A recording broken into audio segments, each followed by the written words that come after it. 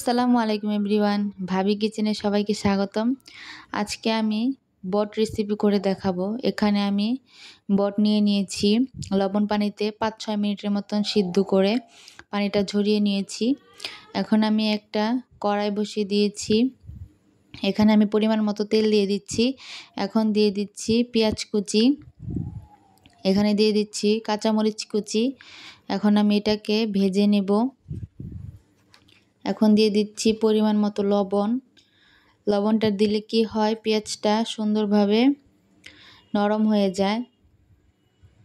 এই তো নরম হয়ে এসেছে। এখন আমি এখানে দিয়ে দিচ্ছি 3টার মতো গরম মশলা, 3টার মতন এলাচি। এখানে দিয়ে দিচ্ছি একটা তেজপাতা, আমি মাঝখান দিয়ে ভাগ করে দিয়েছি। এখানে একটু নেড়ে চেড়ে নিচ্ছি। এখন আমি দিয়ে দিচ্ছি 2.5 টেবিল চামচ পরিমাণ আদা রসুন বাটা। এখন একটু তেলে ভেজে নিব। এই তো কিছুক্ষণ ভেজে নিয়েছি। এখন আমি এখানে দিয়ে দিচ্ছি 1 চামচের একটু কম হলুদ গুঁড়ো, 2 চামচ পরিমাণ মরিচের গুঁড়ো। এখন আমি এটাকে আবার একটু তেলে ভেজে নিব। সুন্দর করে এখানে নেড়ে চেড়ে নিচ্ছি। এখন দিয়ে দিব একটু পানি, যাতে আদা রসুনটা কষানো যায়।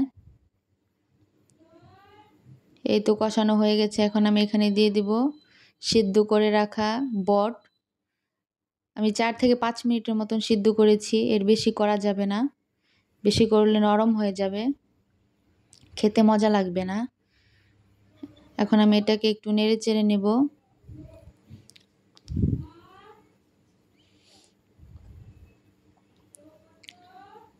এখন আমি দিয়ে দিচ্ছি কয়েক টুকরো আলু। আপনারা চাইলে আলু ছাড়াও করতে পারেন। এখন আমি এটাকে ঢেকে দেব 5-6 মিনিটের মতো। এই তো 5-6 মিনিট পরে উঠালাম, প্রায় সিদ্ধ হয়ে আসছে। এটাকে আমি আবারও ঢেকে দিচ্ছি। আমি 10-12 মিনিটের মতন এটাকে কষাবো। এই তো আবার ঢাকনাটা উঠিয়ে একটু নেড়ে চেড়ে নিচ্ছি।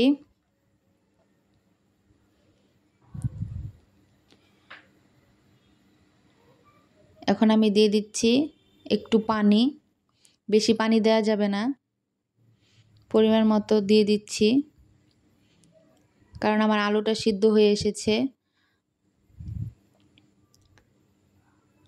এখন আমি গ্রানের জন্য দিয়ে দিচ্ছি কয়েক টুকরো কাঁচামরিচ। এই তো হয়ে এসেছে।